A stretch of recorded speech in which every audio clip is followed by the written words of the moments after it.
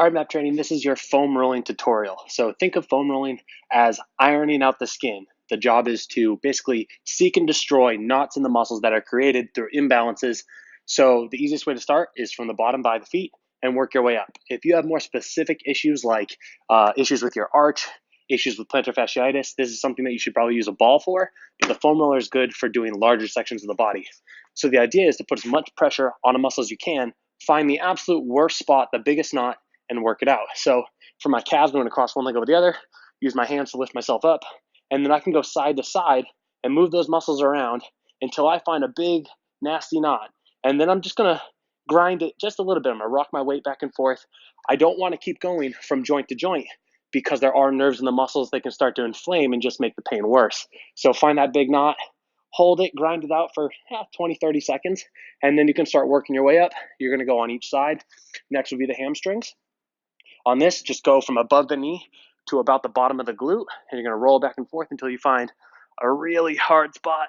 Work that one out, and then it starts to get really brutal. Next would be the IT band. So again, that's knee to hip.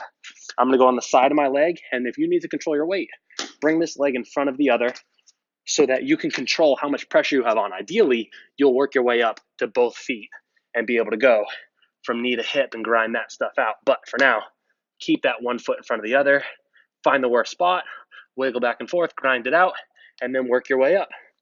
Next would be the glute. So on the glute, we're looking for the piriformis, which is a lateral muscle along the back that creates a lot of lower back pain. It gets really tight, especially if you sit a lot.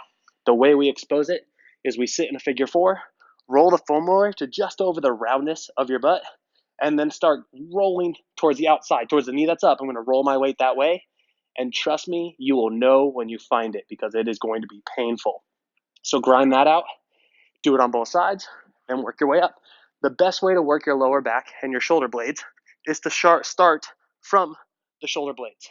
Now I'm going to bridge up, roll, and then I'm going to lower my butt back to the ground.